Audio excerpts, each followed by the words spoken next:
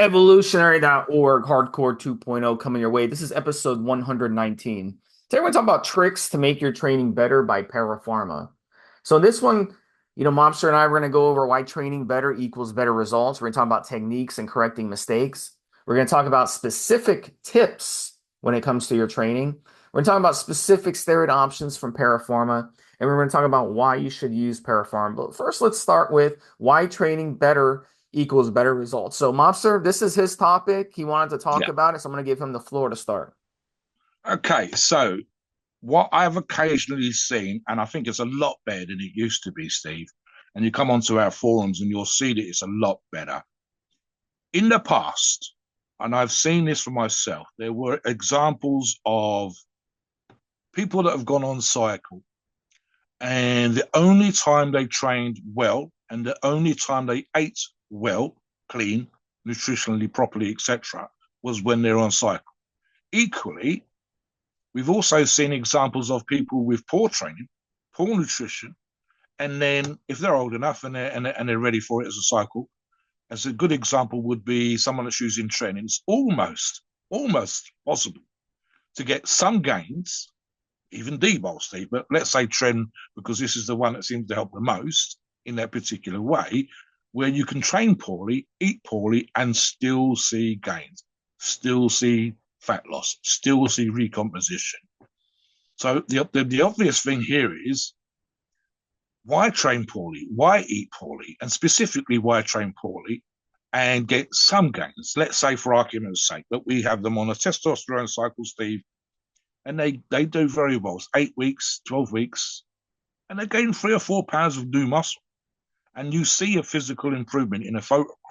People comment on perhaps their arms have grown or something like this, versus the person that's completely focused almost treats this as though they were a professional bodybuilder. You and I, with almost zero argument, would absolutely argue that that person that's focused nutritionally, rest and recovery, training is good to go, etc., will get the best results. There's no argument really. You can't, because even if someone says, "Well, I didn't do fuck all, Steve. I barely tightened up my training, Mobster, and I still gained 3 pounds. My arms still got bigger. People still said my stomach was fat." I go, "Yeah, but how much? You would have gained 6 pounds. Your arms would be that much better. Your stomach would be that much flat. You'd have had much better fat loss." So there's a big argument here for the whole training ban. There's also an argument to be made, Steve, I think, for time wasted. Okay. Imagine you've got someone coming around your house to paint the bathroom. If they spent half the day talking, half the day mixing paint, and there was literally like a couple of hours left out of a working day for them to put paint on the wall, you'd be, why am I paying this motherfucker $100 an hour? What the fuck am I paying for? Why is there not more paint on the wall? Why is he not painting for 8 hours? It would do your head in. You'd be going crazy. You'd refuse to pay him his money, etc., etc. You'd be demanding to know why he's only spent 2 hours painting out of an 8 hour day. But sometimes we will see this with guys and girls where, and again, I don't think this applies to our listeners because they wouldn't be listening to the show if it did. But there are people that come to the gym, fool around, fuck about, talk. I'm guilty of that. And seemingly don't get much training done, and yet they're in there for 2 hours, 3 hours, etc. So you see people like this. Listeners will know. They will see people in the gym that do this. And especially if you're passionate about what you do, Steve, you try to resist. And hopefully you do resist because you probably wouldn't make too many friends. But there's a temptation to go over and say, "Can I give you a bit of advice? Can I help you with something?" And I've done this when it's been okay to do so and put someone through a very short 15 or 20-minute arm workout or chest or give them a few tips for legs. And it's honestly, Steve, it's like they've done a whole fucking workout in that 15 or 20 minutes. I'd like to say that you've changed their life, but I don't know necessarily it's that impactful. But it's definitely an element of, especially if you're paying a coach or your gym costs a great deal of money just for literally a drop-in fee or monthly fee or whatever else, and maybe your time is expensive, you've got other things to do outside the gym. Don't waste the time when you go there. Go in there and get your shit done. Train really hard, train effectively, and that's precisely what we're really dealing with today. Use your time well, and then think about the progress you'll make in a shorter period of time versus fucking around, talking to your mates, and it takes you 6 months or 8 months to do something you could have taken 3 months or 4 months to do. So that's kind of what we're getting at today. The bottom line here is literally almost in the title, Steve, but specifically train better. It's got to equal better results. What do you think about that? One of the things back when I was a triathlon, doing triathlons and stuff, I would, you'd have people, we would train together. We'd get together once a week and we train together. And one of the things I noticed was when I really pushed myself to try to keep up with the person in front of me, keep them visually in front of me and try to keep pace with them, I would get uncomfortable. I'd get dizzy. I'd get nauseous during my run, but I keep pushing myself. If you were doing that and you just decided, you know what, I give up, I'm going to walk or, do a really slow my pace down just to get over being uncomfortable like that, you're not going to improve. So one of the things I noticed was when I was really pushing myself hard, trying to keep up, keep pace with that person in front of me, that's when I would improve. And then over time, I would be equal to that person. And then over time, I would be ahead of that person. And then they never beat me again. It's the same thing in the gym. You got to be uncomfortable. You got to push yourself a little bit. When you're doing, whether you're a power lifter like Mobster mostly has been, and I've been for a portion of my life, or you're a bodybuilder, you've got to push yourself. Power lifters, you can strap a heart rate monitor to yourself or use one of those Apple Watches. You'll notice during a heavy set when they're pushing that rep, that last rep, and almost getting it. Maybe they don't get it. Maybe they fail. And the spotters, if you're doing heavy weight, you probably need a spotter on each side of the bar and someone behind you. You need like three guys if they're little, or one big dude if he knows what he's doing. You put your life in his hands, but you're pushing, your heart rate's spiking. What are your, in there just the body build or you want to push the muscles, getting that last rep and feeling that uncomfortable feeling. Yeah, I one time in my 20s, I took a girlfriend with me to the gym and we were working out together and we were doing the ab machine, right? She was doing the ab machine and she was doing it. And halfway through, she just stops and looks at me. And I'm like, what's wrong? She's like, it hurts. I'm feeling burning in my stomach. And I'm like, it's okay. It's supposed to hurt. That's lactic acid. That's your body, freaking out and your body reacting to the stress that you're putting on it. You're putting a stress load on it. And so Yeah. if you just stop as soon as you start feeling that uncomfortable feeling, you're not going to improve. And the light went on in her head. And, we ended up not staying together, but, a few years later, just, keeping in touch with her, she ended up being a hell of an athlete just on that. And one of the reasons is that tip. She learned that being uncomfortable is something you have to push through. And Yes. that's what's going to, take you to the next level. That's going to allow your body to improve. So if you just maintain, if you just want to go to the gym and maintain, Fine. then don't, yeah, then it's okay. But I mean, if you want to push yourself and improve, and that's why Yes. Yes. we're talking about making yourself better, making your Better. training better. Yes. We're Yes. not talking about how to maintain, you No. know, and in my situation, because of my herniated disc and my torn shoulder, unfortunately, the doctor told me, he's like, look, you're never going to be able to lift heavy again. If you do, then you're probably going to blow out your shoulder entirely. And then you're going to need a surgery and you're going to be out 6 months or 8 months.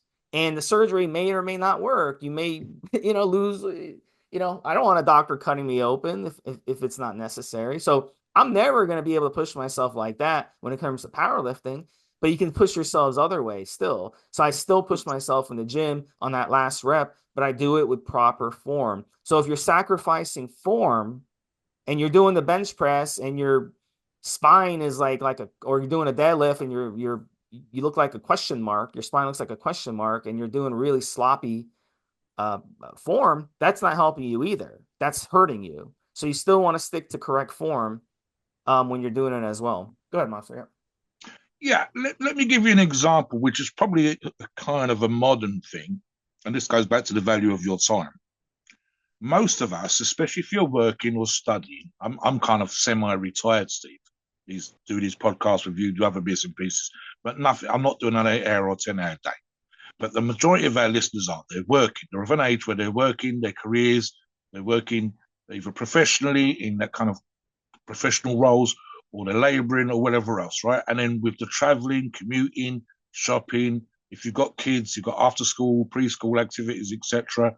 If you're married, picking your girlfriend up, whatever. Like, most people in that situation are relatively time poor.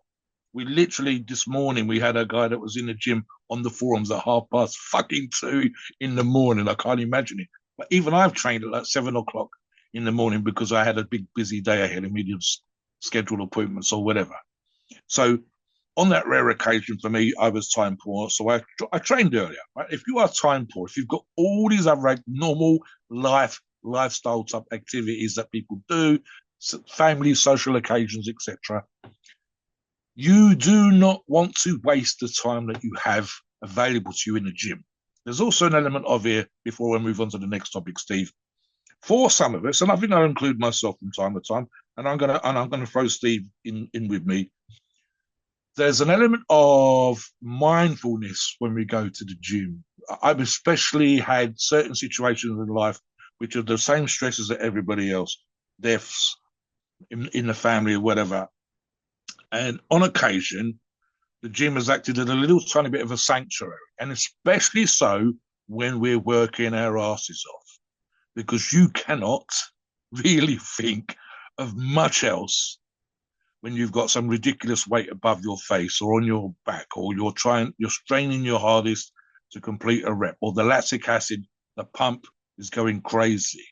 The burn is just absolutely destroying you, but you're determined to get through it. And in that moment, there's an element of mindfulness where when you're focused, when you're working, when you are concentrating on the activity in hand, the other thing, the more stressful life type stuff that everybody has to deal with, disappears momentarily. So there's almost the gym has sometimes, and I'm not at all religious, Steve, but the gym has sometimes been as called a temple or a church or whatever else. And it's that literal taking time out of your day to focus on something else which distracts you from the things of life.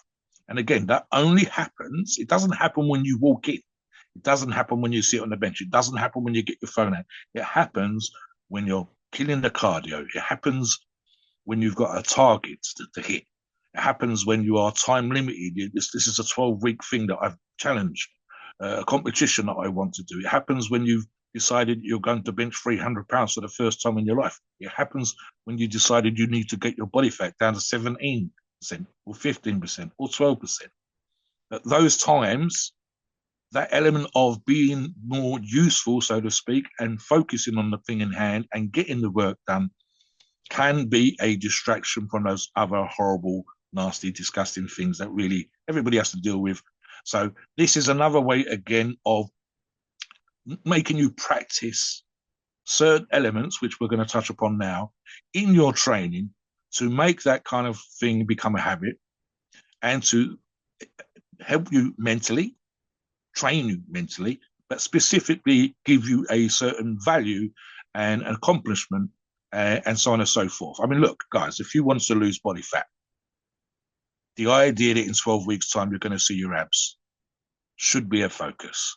If you've got $100 bet with a buddy that you're going to hit this particular lift, or you're going to hit this, you're going to drop this much fat, or you're going to gain this much muscle, that suddenly gives a certain impetus to your training. So that element of, and us giving you certain tips that allow these things to happen, should be useful to you. We hope so.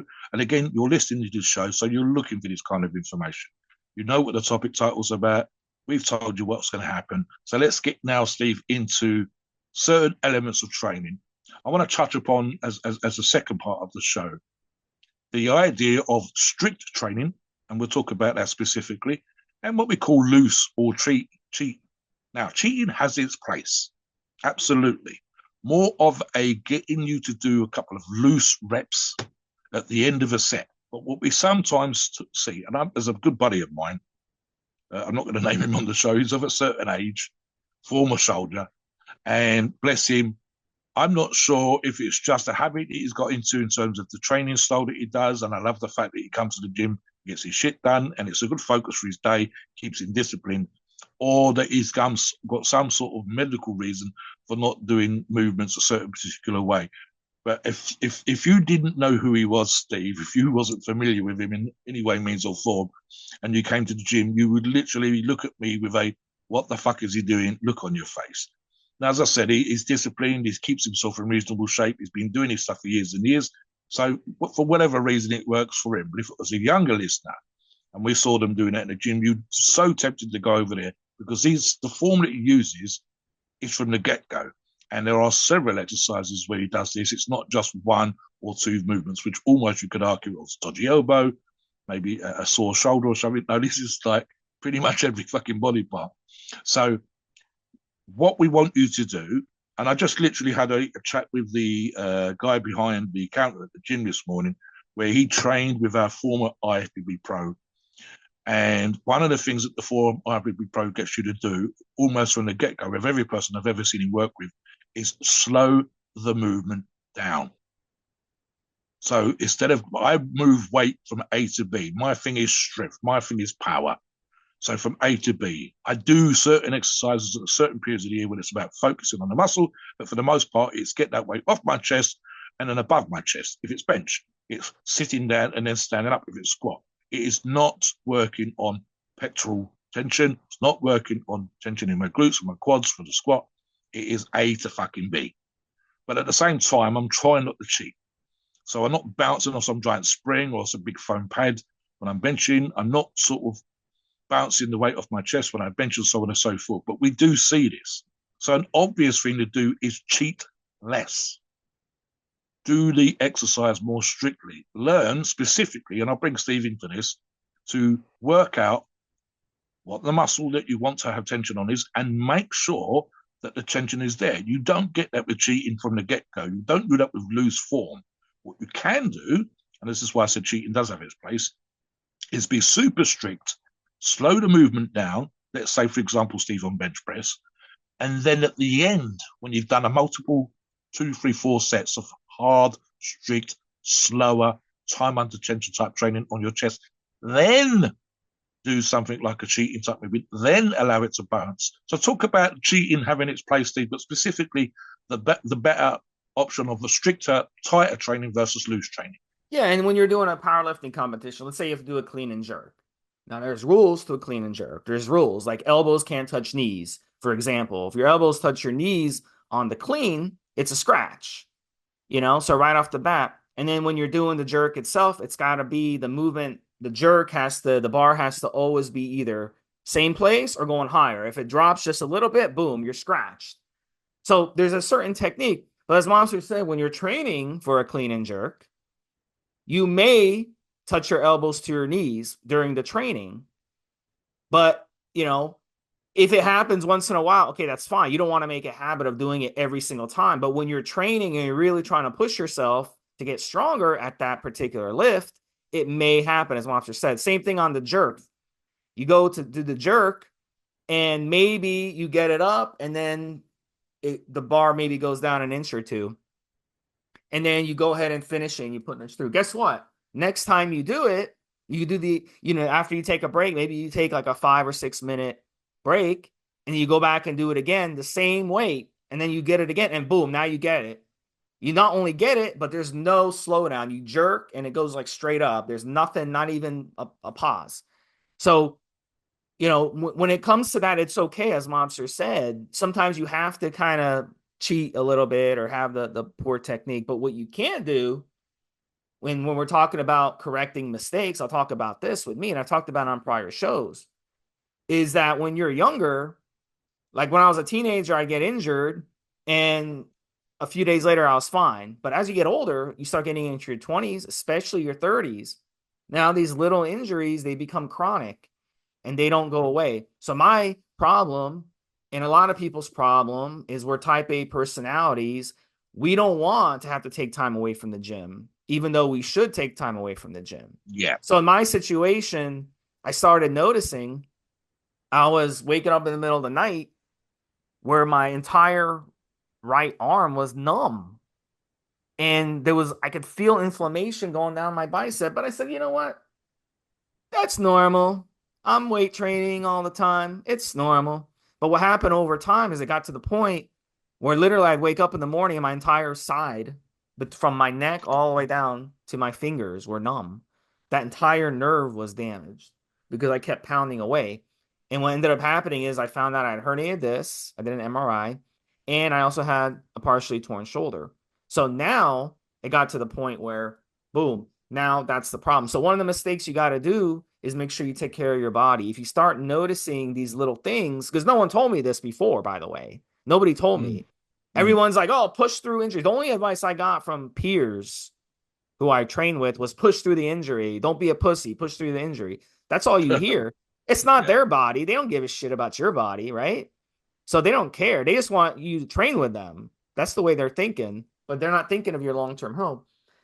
So you've got to be smarter when you're training. It makes more sense to take some time off to let the body heal than it does to keep pounding away and ending up being so injured that you have to basically completely change the way you train, which I've had to do since. Another Yes. thing that you have to be doing is maintenance. And that's a big mistake that people don't do. How many people go to the gym? And I used to be like this too, because you have two bench press benches, right? And then you've got the busy time after work where everybody's going. So you got to wait 10, 15 minutes to get a bench Yep. where you got to work in with someone. So do you have time to properly warm up? No, because people are waiting. They're breathing down your neck. They're wanting to jump in. So if you get on there and you warm up for 10, 15 minutes, they're going to get pissed at you. You can't do that. You can't hog the machine. So what you got to do is before you even go there, go to the side, maybe even go to the machines or go to, another part, maybe do some light You dumbbell. can use resistance Yeah, bands. You can use light exactly. dumbbells. Yeah. But you've got to warm up the muscle. This way, when you get in there Yep. and you start Straight on going it. heavy, Yep. you're going to be warmed up ahead of time. So now you're ready to go. On the flip side, when you finish your workout, what do you have to do? You got to stretch. Mobility and stretching is very important. Because what happens is, like, I'll give you my example with my shoulder injury and with my herniated disc, both. When you stretch, you decompress those discs. So just imagine like an ice cream sandwich. You squishing that thing together when you're weight training from compression. You've got to decompress it. You got to give that some breathing space, right? This way, the pressure is off of it. Because what ends up happening is it will start pinching nerves if you don't. So it's very important to work on the decompression and the stretching. It's very important to do mobility work because as you're getting bigger and as you're getting stronger, your flexibility is going to get worse and worse. Your mobility is going to get worse and worse. And you're going to open yourself up to get injuries because that's why you tear soft tissues, is because there's a lack of mobility in your shoulder. So when I was doing the weight training, right, not only was I not warmed up properly, but also my mobility was bad. So what do you think's going to happen when you're really pushing yourself on a rep? Things are going to tear. So you want to stay flexible. The best athletes in any sport, whether it's bodybuilding, football, whatever, they are Yep. flexible. What do? They warm up before their game and they spend a ton of time stretching. Ton of time stretching. I don't care if you're hockey players, but football, go early as soon as they open the gates to any game. It's a 1 p.m. football game. The players are on the field, Mobster, at like 9:30, Yep. warming up, stretching, doing everything they got to do to get ready for that game. Even if they don't even play very much, they might play 5 minutes total of the game, depending on, Yeah. Yeah. Yeah. maybe they only get a few snaps. They're still doing all that because that's so important. So if they're doing it, why aren't you doing it? So I recommend yoga classes. Then you can use those yoga classes as tips to do it on your own. And that will help you stay flexible and stay mobile, and that will reduce the chance of injuries. So that's an important thing to do.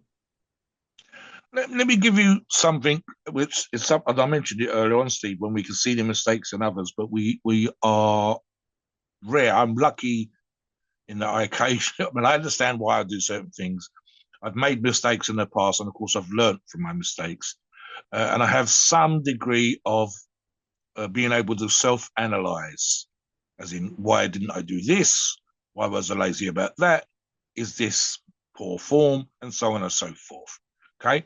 But that's taken me a while to develop that. And what you'll quite often see with a lot of younger listeners again is that that takes the same amount of time for them as it took for me to be able to do that. But working with someone else, the other person can see it. A coach can see it. You can see it in others, but you can't always see it in yourself. So one of the notes that I've made for this podcast is correcting mistakes, and in brackets, I put logs and analysis. Now, what we will see sometimes in logs, and I'm going to use an example in a moment, is people doing a sequence of exercise. And sometimes the sequence doesn't make any sense. Sometimes you'll see someone who's underweight, looking to gain muscle, and doing a ridiculous amount of volume. Or another example, Steve, was a multitude of exercises. So let me give you an example of here of what I think's happened and why being able to self-analyze, to realize why you're doing certain things and take a step back, look down from above, maybe say, this is the reason. So maybe, for example, Steve, with an arm workout, you started up with a perfectly reasonable, and this is just biceps and triceps, say 3 exercises for each. But over time, for whatever reason, maybe you saw a Men's Fitness magazine on the newsstand, maybe you watched a video of some professional bodybuilder, and you decided to incorporate this move that you'd seen in the magazine or online in YouTube into your workout. So then it become 4 exercises for biceps and 4 for triceps. And then over time, you saw something else, or a buddy says, oh, this is something you should try. And you started to incorporate that. What you should have probably been doing is replacing something. So I've seen, for example, Steve, and I've mentioned this before, I think the person in question was a little bit below average height. They were doing 22 sets for just fucking biceps.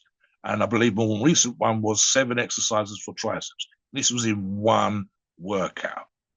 I'm like, right, okay. Number one, it is probably physically impossible, short of perhaps shooting you up with some sort of recreational drug, Steve, or some massive amount of painkillers, or something stupid, some narcotic, some sort of stimulant for any person. Maybe wire you up to the mains for you to be able to obliterate your biceps in 2 hours with 22 sets or 7 exercises just for your biceps. And I think I used the example in that context, in that particular example, when I'd seen it online, of saying you can watch many, many top professional bodybuilders training now in a way that you never could 20 years ago. And none of them, even with the greatest genetics on earth, are doing 7 exercises for biceps. They're not, okay? The individual in question does not have the world's best biceps. They have genetically normal biceps. So if the world's top professional bodybuilders with the greatest genetics we could possibly talk about, and other athletes from other sports, do not do 7 bicep exercises that amounted to, as in the other example, 22 sets in total, then why the fuck are you? It's because you've added to it, because a buddy said something to you, because of what you see. So what you should do is have a look at your training. If, and I've used this analogy with Stevesmi before when we talked about training on other shows and on the forums, if your biceps are growing and if your biceps are improving, keep doing whatever the fuck it is that you're doing. There's analysis again. I could be wrong. Those 22 sets for one person and 7 exercises for the other person, if their biceps are getting better and better and bigger, thicker, more muscular, if they start to look like a professional bodybuilder's biceps, then you crack on. Fuck Mobster and Stevesmi, because it doesn't matter. Show us a photograph. Oh my God, what a fucking set of biceps you've got. But the reality is that the genetically normal, even with PEDs, and we're going to touch upon that later in the show, would be overtraining with 22 sets, would be doing too much with 7 exercises. So you need to understand why you're doing certain kinds of training, and specifically, Steve, why you might be doing 22 sets. And that's the 22 sets is just an example. The reality, like I said, should be, and this is where the analysis comes in, if your arms or whatever it is you're training are improving, getting stronger, more muscular, then what you're doing is working. But if it's not, why are you doing what you're doing? Are you doing too many exercises? Are you doing too much volume? And I would actually argue, Stephen, I think the exercise science supports this, and this is with both superior athletes and the genetically average, that for the most part, you are better off, even if you want to do 7 exercises of your biceps, splitting that into 2 or 3 workouts and working your goddamn ass off on 1 or 2 specific bicep, tricep, whatever movements. Get squeeze, as we say, the juice right down to the pips out of that exercise movement.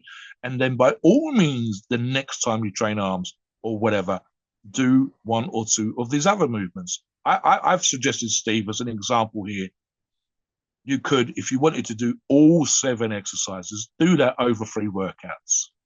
That way you are, in your own mind, and arguably for anybody else, hitting all the numbers, hitting all the parameters, really trying to make sure that you're working on the long head of the bicep, the short head of the bicep peak, muscle splitting, hyperplasia, hypertrophy, volume, endurance, whatever. You'll be hitting every single angle. You can, of course, also, and I've suggested this as another way, you could split it up into periods in a year. We see this again with athletes, not bodybuilders, where certain periods of the year are specific to sports performance. In other words, just getting better at the thing that you do. Certain periods of the year are specific to endurance. Certain periods of the year are specific to strength training, and so on. Other times in the off season will be that combination of maintaining skill and maintaining strength, but at the same time rehabbing torn, worn out, injured muscles, and so on and so forth. So again, look at what the professionals are doing. Look at what they're doing in terms of the rehab.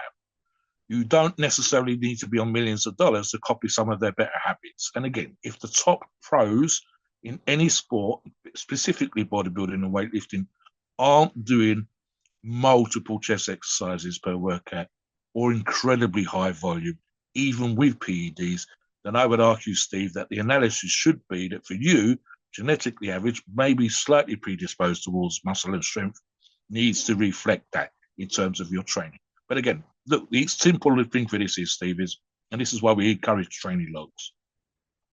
Write the stuff down and ask yourself at the end of every, say, 4 weeks, has my muscle improved? Have I got stronger? And if not, either ask on the forums or by yourself, change what you're doing in order to incorporate better practices. Now, that, like I said, could be less cheating, more or less volume, better training, more focused training, not doing 7 exercises when perhaps 2 or 3 would suffice. And again, if you can look at Mr. Olympia videos, Steve, and you will not see guys doing 8 or 9 or 10 exercises for one muscle. You certainly won't see that in one video of the last training session. What you might do is see them do 8, 9 or 10 exercises through the year. They might rotate exercises in and rotate exercises out. And if they can do it and they benefit with great genetics and PEDs, then perhaps you can too by doing the same thing. So keep that in mind. Analyze what you're doing. Is there improvement? If there isn't, change it, or come on the forums and ask us for advice. Let's talk about now, Stephen. I'll bring you back in for some of your own suggestions on stuff that we can do in the gym that will help the listeners improve. Well, the first things I saw a thread, I think it was last night, someone posted in their log, they're like, well, gym was busy, so I had to, I couldn't, do my workout, so I had to switch to doing something else. And I'm like, why? Why go to a gym that's busy like that? There's gyms on every corner. If you're in America, there's gyms on every corner. In Britain, I'm sure it's the same way. Australia, 24-hour gyms, Steve. Go in the morning. But like, to me, if your gym, there's an element when it comes to going to a gym of the environment. I've seen people complain that their gym, there's too many assholes at the gym. The front desk people, different gym. Yeah. The front desk people are not, polite. You walk in, they ignore you. They, instead of just, hey man, what's up? Hey, what's up? That's all you got to do. That's it. The management there is crap. It's dirty, and there's all kinds of things. The owner is a dickhead. One time I was at the gym and, I was working out and the gym owner like walked up to me with a piece of jewelry. He's like, is this yours? And I'm like, no. I'm like, and I was, trying to assist him, try to find who it belonged to. And he like got short with me. It was very weird. It's like, it's like, dude, what the fuck's your problem here? Like, I'm sorry, I'm trying to help you. You came up to me while I was working out I'm trying to help you find who it belongs to, and you're being short back to me. It's weird. But like any little thing like that, that throws off your mojo or throws off your focus, you know, to me, there's no reason to stay at that gym. Like if everyone just did that, then gyms would have the motivation to provide their customers who are Yeah. you with a better environment. Like if you make a suggestion to the gym for a piece of equipment and every year they're charging you these maintenance fees. Now, this is what gyms are doing nowadays. They charge once a year with like 30 or 40 or $50 fee on top of your monthly fee. And they're supposed to, they say we're using that to improve the gym. Okay. So if you make a suggestion of what can be improved in the gym and people are paying that money every year, you should put that, piece of equipment there to make your customers happy. So find a gym like that. They're out there. Don't go to a gym that's busy when you're supposed to train. If you're supposed to train at 5 o'clock, find a gym that's not busy at 5 o'clock. Or, like as Lobster said, adjust your schedule. So without the proper gym environment, you're not going to get anywhere. I've been to so many gyms in my life, and I've seen shitty gyms and I've seen amazing gyms. Amazing gyms where I've been able to get everything I want on my workouts. Absolutely amazing gyms. And I've seen other really, really shitty gyms. And there's a thing too, gyms change. I used to go to a gym which was the best gym I've ever been to in my life. The owner was always there. He was always greeting people, giving people Yeah. high fives, whatever. He was always at his desk. 5 years later, I guess he got bored, Mobster. He got bored with the gym. I never saw him anymore there. I guess he started working another project, but the gym was falling apart. The equipment was falling apart. If something would break, it would sit there broken for weeks and weeks and weeks without being fixed. There was never any new equipment. It's just he just got bored with it. And frankly, that's what happens with any business out there. People will start a business, they're really excited. Like look at the restaurant business, for example. People will start a restaurant business. They're really excited at first. They're Work. happy. They're Yeah. there going, they're serving the customers, talking to customers, hey, how's your meal? And then maybe a year or two later, they get bored with it because they're like, fuck, I'm not making as much money as I thought. This is becoming hard. I got employees quitting. I'm wasting too much time. Why am I, working 100 hours a week on Yeah. this business where I'm not even making a profit anymore? So they get bored with it. I went through it when I was a landlord. Well, at first when I was landlord, I got so excited, renting out to people, and then Yeah. getting a phone call Friday night from a tenant. Oh, your air conditioner broke. I was like, fuck me, you call me at 6 o'clock on a Friday night. Now I have to pay a fortune to have an AC guy come out there at night, or I have to pay a fortune to have an AC guy come out over the weekend. That shit gets old quick. So it's the same thing with the gym. So that's what happens. The management, the owners, they get bored with it. So if that happens to you, there's no reason why you can't pick up and go to a different gym.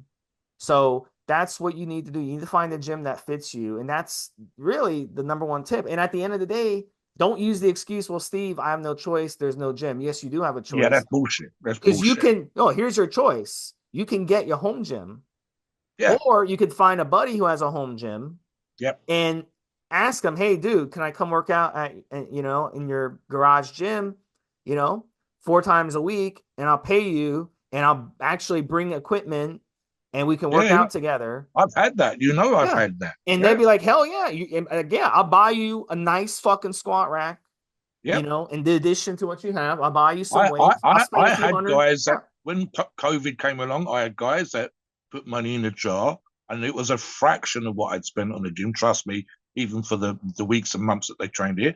I had another buddy just lives across the way from me that literally him and his girlfriend brought me some grip tools specifically for the gym because he wanted to try them, and they're here. I've had other people come here and we talked about buying gym equipment and stuff like that and trying to buy stuff off of me. And absolutely, even in my local gym, which I train out on a regular basis at the minute, has had me involved in helping them buy equipment and looking for weights to put into the gym. And as Steve said, the atmosphere there is great. If I drove, Steve, I suspect I would train at another gym, never mind the one I'm actually training at least once a week. And here's the thing that, again, copying the pros, echoing the pros. If you're living in the case of a professional bodybuilder, requires you to get the most out of your body you possibly can, then there are professional bodybuilders that will drive to a gym that has specific leg equipment for a leg workout. They would go to another gym for cardio. They would go to another gym for back. It's very rare. There are examples, but it's kind of rare, and I will say very rare, for them to find every single thing all in one place. And something that Steve and I actually did on another show, I think the number one thing that we liked, and this is the reason why some gyms were great, regardless of the equipment, was that the management and the staff and the other users of the gym were supportive, not just of us, but each other. And for whatever reason, the atmosphere, the positive atmosphere in certain gyms, made up for the lack of crappy showers, made up for the lack of no protein bar or something like this, Steve. By having people around you that wanted you to succeed, spotted you, helped you reform, gave you good advice, etc., versus we did a show with, and I've just mentioned this now before we move on, Noah Wicks. And we kind of jossed him a little bit on the forums and on the podcast because he was training at Planet Fitness. And he'd done very, very well up to that particular point. And then he, after the podcast, went to a slightly more hardcore gym and has made gains again. He took our advice a little bit tongue-in-cheek. You don't want to train at Planet Fitness, ha, ha, ha. There's some perfectly good Planet Fitnesses. Some are shit, some are really good. But the place that he went to, for whatever reason, was a step up. And a step up in terms of his own intensity, the response that his body's given to him, and so on and so forth. Let me give you a few more tips here, Steve. Change the angle. If you're bench pressing on a flat bench, do some incline benching, do some decline benching. If you are only barbell bench pressing, switch to dumbbells. Dorian Yates recently made the statement that it is much easier for him and his clients to train to failure on machines. It's a lot easier to change the weight, Steve. It's a lot easier if you're using a selectorized machine to put different pins in the stack to do drop sets versus taking weights off a bar, collars, etc. It's a lot easier to spot and assist someone on certain machines than it is on, say, for example, certain free weight exercises, etc. So changing the angles. Another one I suggest, and this is for the younger listener again, train with someone who's better than you. Literally stronger, more muscular, leaner, whatever it is that you're trying to achieve for yourself. They shouldn't be too advanced. I don't want you to go out and train with Mr. Olympia. And if you weigh 200 pounds, I don't want you training necessarily with someone who's 350 pounds. But they should be a step up from where you are. Here's an example. There's a writer whose surname escapes me for the minute, Ron. Very well-known writer in the industry, Steve, and he went and paid for, to go and train for a weekend with Ronnie Coleman. Ronnie used to do in his first couple of Olympias, where his family and Ronnie would invite people, 30 or 40 people, to spend 2 or 3 days. I think it was Friday through till Sunday night. And Ron made the mistake, positive or negative, of deciding to train legs. And he says the idea that I was going to train legs with Ronnie may have been either really, really good thing or a really horrendous thing. And he made the point that after the weekend, how positive it was, how well they were looked after, etc. But the thing that he says it shouldn't have made a physical difference. No one had a gun to my head. And the only difference was that I was training with Ronnie Coleman. Why did I train harder, lift more, do more reps? Because Ronnie was telling me to do one more rep. Or Ronnie said, you're good to go, you carry on, etc., etc. Shouldn't have made any difference. But the simple fact of the matter was he'd paid, he'd gone, he was in Texas, and Ronnie Coleman was shouting at him. He's still the one that's got to do the work. He's still the one that's got to lift the weights. He's still the one that's got to do work on his contraction. But it made a little bit of a difference. And it was a question of value for money, but having a famous athlete who you admire push you. The same thing could apply in a small way by having a training partner that's a little bit better, a little bit stronger, a little bit leaner. So there's another one. Steve, talk about the difference between, for example, and I know this is one of your things, and again, this is a way of improving training for some people, fasted training, and specifically fasted cardio versus non-fasted as a way of improving your results. So here's the thing. When you eat food, your body has to process that food. And I learned that the hard way over the years. I can remember I went and got a steak dinner. I was like, let me go to the gym, let me get a steak dinner. So I went to it was a decent place. It was a decent steak restaurant place. It wasn't like a Chili's or something. It was all greasy. But it was a decent steak place. And they made me my steak. I had rice with it. I had some broccoli with it. It was a good meal, right? Then I went to work out at the gym, and halfway through my set of squats, I was probably on my third set. Guess what happened? I got the shits.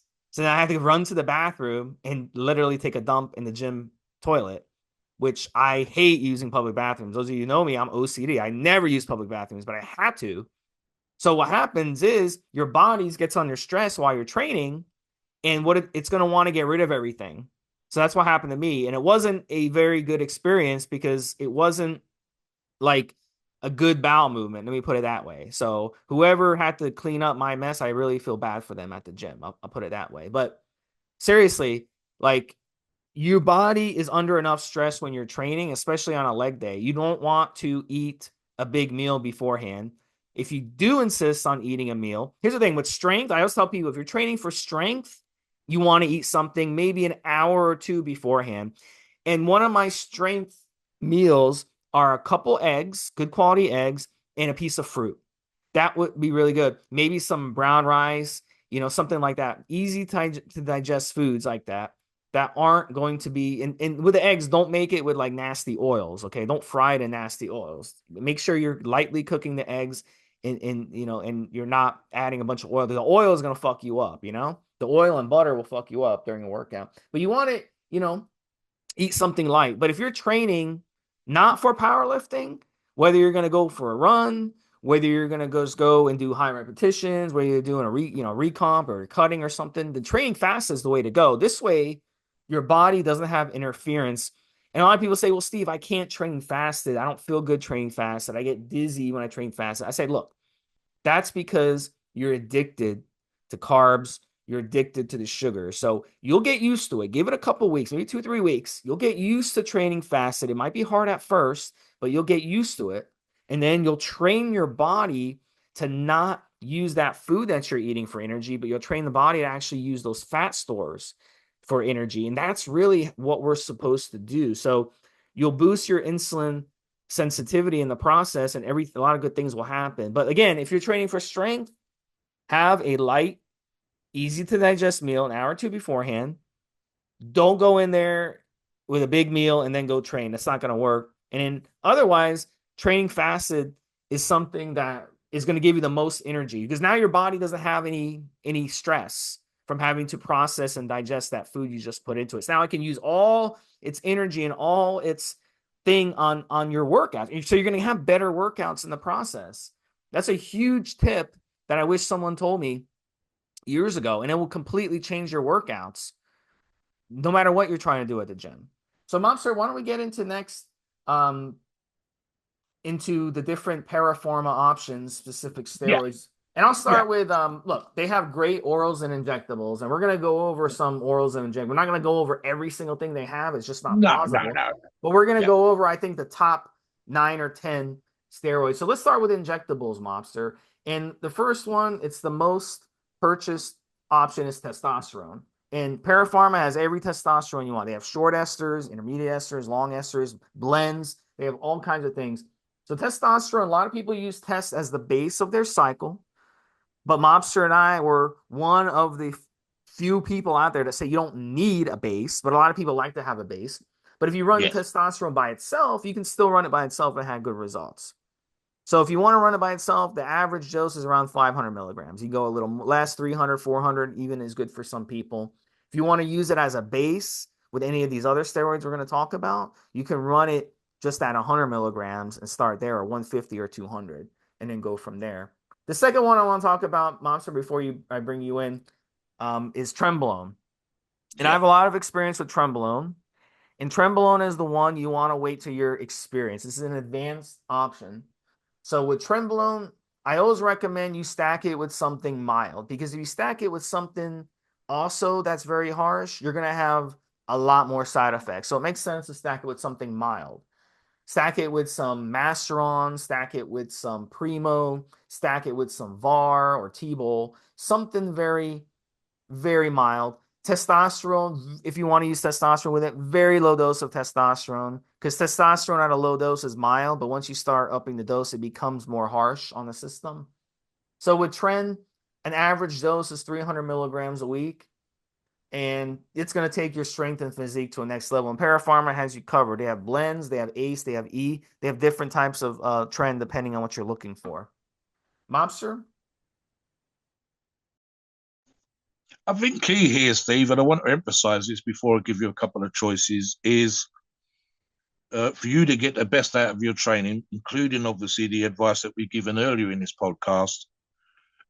We talked about nutrition being on point. We've talked about training on point. We've talked about training fasted as a way of boosting, for example, the fat losses if you're trying to get lean, and making sure that these things are done in an analytical and useful manner.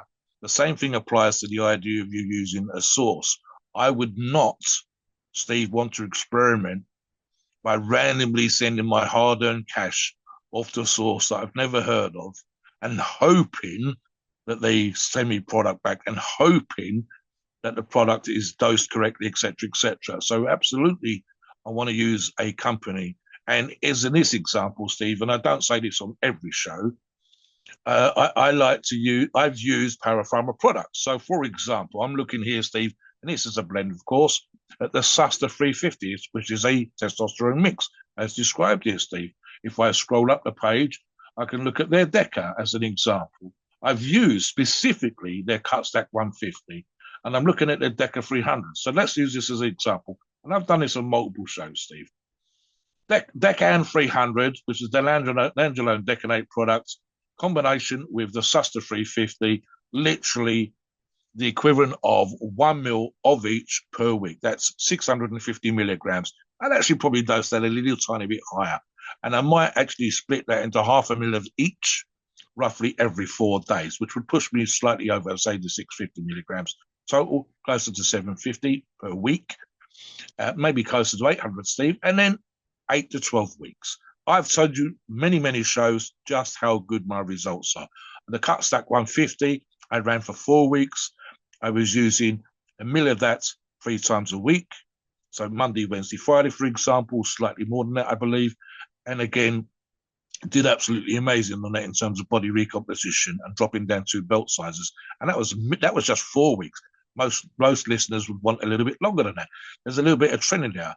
And again, for me, Steve, this would be a question of whether this or the orals and injectables, you're using a source that you know provides quality and you know that you've got experience with their products already. Another thing that I do, and this is the analytical part, Steve, is I don't feel the need in myself, but some listeners might feel differently, to try every steroid that's ever been invented ever.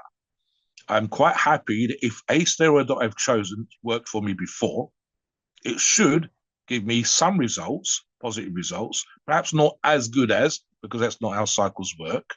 Your first cycle is nearly always your best cycle, versus, for example, my 5th or my 6th. But I would still know that if this steroid works and all the other factors are the same, then it should work for me again. So a good example of that, looking at your oral steeds, would be Anavar. I've said this multiple times. I'm looking at the Anavar 10 and the Anavar 50, both by Para Pharma, of course.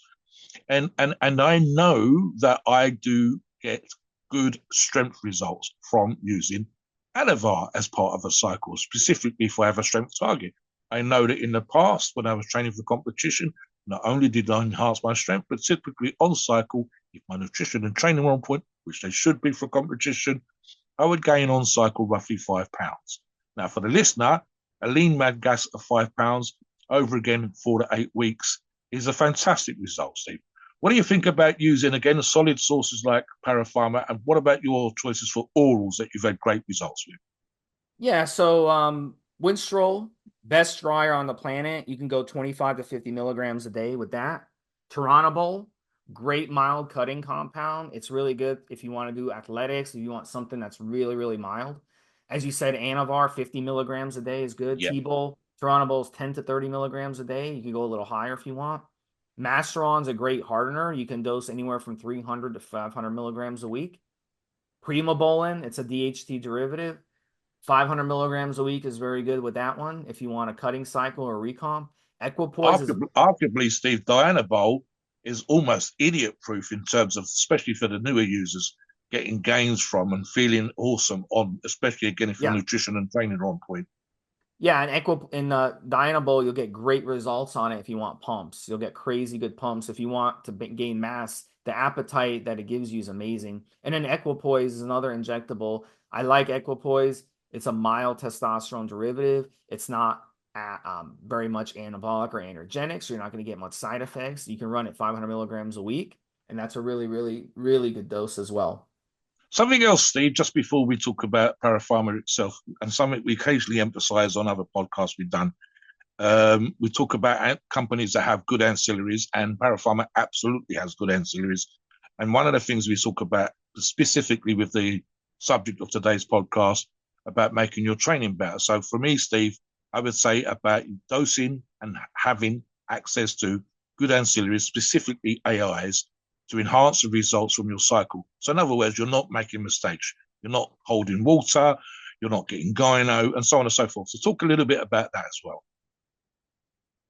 Yeah, so they have everything. One of the things we like about Para Pharma is they're a one-stop shop. They have not just great steroids, they have on and off cycle ancillaries. So you can get your on cycle AIs, you can get your on cycle things like Viagra, Cialis, if you want any of that. They have other prescription drugs on there that you can buy. Uh, they have off cycle things like Clomid and Novadex. They have different hormones like HCG, stuff like that.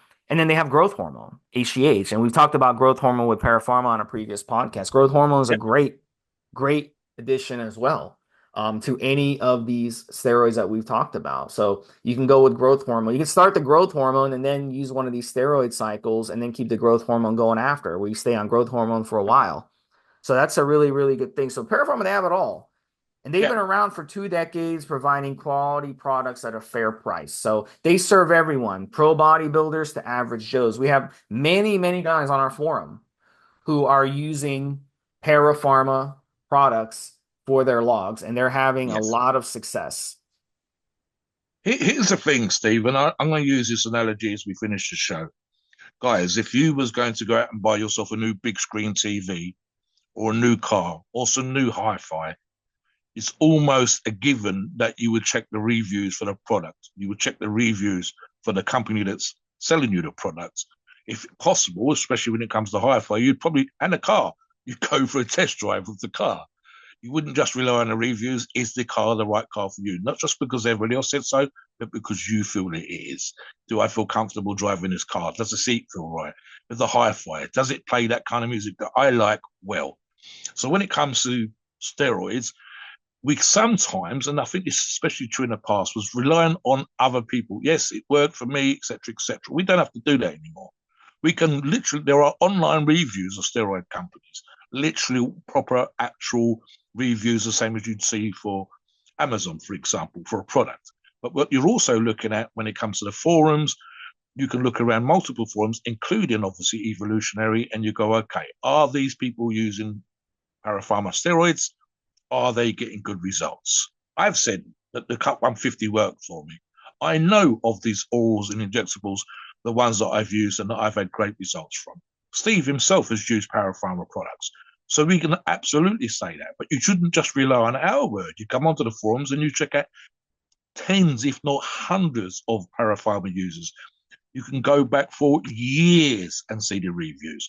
And then you're looking at obvious things like Steve and I talk about on other shows, whether products have been tested, specifically in-house, outside labs, and what we like to call third-party testing, where literally customers, members of the forums, have brought these products for themselves and at their own expense with no outside influence. Para Pharma hasn't thrown them a few bucks. We haven't thrown them a few bucks. The forum is not involved at all, and they've gone and got these products tested for themselves. And we've done this. We know that it's happened. We've talked about this on other shows. With one specific example, tested 10 different labs products from approved sources that we talk about on the forums and on these shows, and none failed. They were all within the percentage that was actually allowed by the pharma companies themselves. I think they were actually better. I think the pharma company had a 10% deviation, and we had a 3% deviation on the worst product. In other words, it was 97% of what it should be. That was the worst. Most were 98, 99%, if not 100%. So he actually thought 2 of the 10 would fail, and none of them failed. And that includes companies like Para Pharma. I'll just finish on that, Steve, in terms of one of the resellers now is probably one of the fastest at getting product to your door. So definitely come onto the forums and check out Para Pharma products. Definitely come onto the forums also and look at the training logs. We've got training tips, training logs, and then obviously in the training logs, we will occasionally step in and make suggestions as to someone can improve what they're doing, maybe be a little bit more analytical for them than they are for themselves. If you've got tips yourself, come on the forums and give us your training tips. Tell us how you can make we listeners and us, the show hosts, can make our training better. Please note, we are not doctors and the opinions are ours. It is our view and based on our experience and views on the topic. Our podcasts are for informational purposes, entertainment only. The freedom of speech and the First Amendment applies.